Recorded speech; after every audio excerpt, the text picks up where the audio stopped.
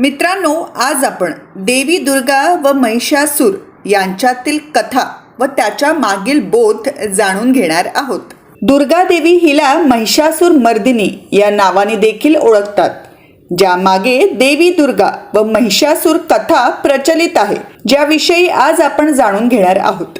तर आज आपण स्त्रीचे असे शक्तिशाली रूप पाहणार आहोत, ज्याचा निर्माण वाईट शक्तींचा नाश करण्यासाठी झाला होता. म्हणजेच देवी दुर्गा हिचे चंडिका रूप जे धारण करून तिने महिषासुराचा वध केला. मित्रांनो, आपल्या हिंदू पुराणानुसार महिषासूर नावाचा एक असुर होता. त्याच्या वडिलांचे नाव रंभासूर असे होते आणि त्याची माता एक म्हैस होती आणि म्हणूनच त्याचे नाव महिषासूर असे पडले होते. महिषासूर हा अतिशय शक्तिशाली आणि पराक्रमी होता. तो त्याच्या इच्छेनुसार म्हैस आणि मानव असे दोन्हीही रूप धारण करू शकत होता.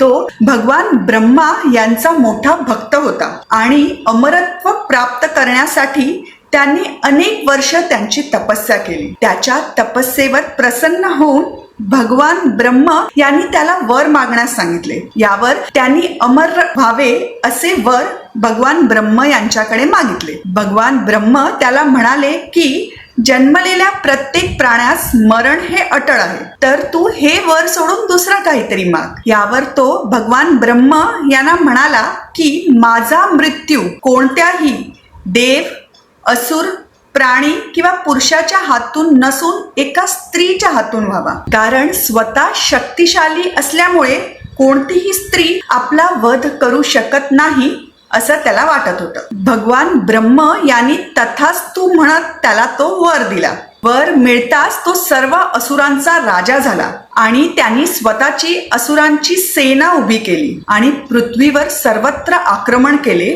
आणि सर्व स्वतःच्या अधीन करून घेतले. मग त्यांनी इंद्रलोकावर देखील आक्रमण केले. त्याला मिळालेल्या वरामुळे कोणतेही देव त्याचा पराजय करू शकत नव्हते आणि म्हणूनच त्यांनी सर्वत्र स्वतःचे अधिपत्य दाखवायला सुरुवात केली. मग सर्व देव चिंतेत पडले आणि त्यांनी भगवान विष्णू यांच्याकडे प्रार्थना केली. यावर भगवान विष्णू यांनी त्यांना एक उपाय सुचवला. तो म्हणजे सर्व देवांनी एकत्र येऊन महाशक्ती भगवती हिची आराधना करायची, कारण ती स्त्री रूप असल्यामुळे महिषासुराचा अंत करू शकेल. मग सर्व देव एकत्र आले आणि महाशक्ती भगवती हिची आराधना केली आणि त्या सर्वांचं तेज एकत्र येऊन देवी दुर्गा हिचे शक्तिशाली रूप जन्माला आले. देवीचा निर्माण वाईट शक्तीचा म्हणजेच महिषासुराचा अंत करण्यासाठी झाला होता, म्हणूनच तिला महिषासूर मर्दिनी असे नाव मिळाले.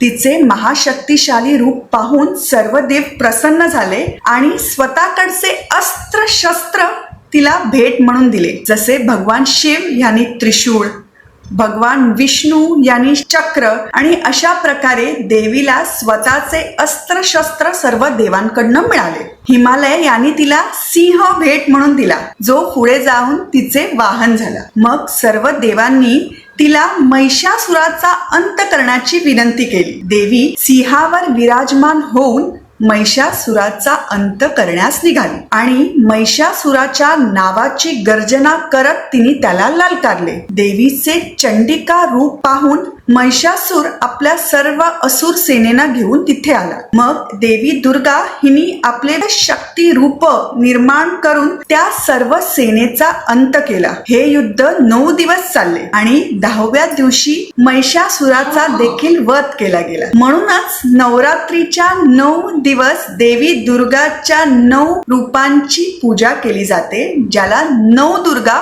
असे म्हटले जाते. अशा प्रकारे देवी दुर्गा हिने महिषासूर, जो शक्तिशाली असून देखील स्वतःच्या शक्तीचा दुरुपयोग केल्यामुळे त्याचा अंत केला आणि देवी दुर्गा हिला महिषासूर मर्दिनी असे नाव प्राप्त झाले. हे बघता सर्व देवतांनी दुर्गा मातेचा जय जयकार करून केलेल्या मदतीसाठी धन्यवाद व्यक्त केला आणि एका स्त्रीच्या हातून स्त्रीला कमजोर समजणारा राक्षस मारला गेला.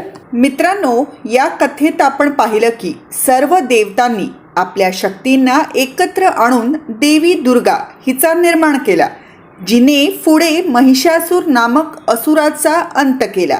दुर्गा देवी ही आपल्यातील सकारात्मक ऊर्जा व महिषासूर आपल्यातील नकारात्मक ऊर्जेचं प्रतीक आहे.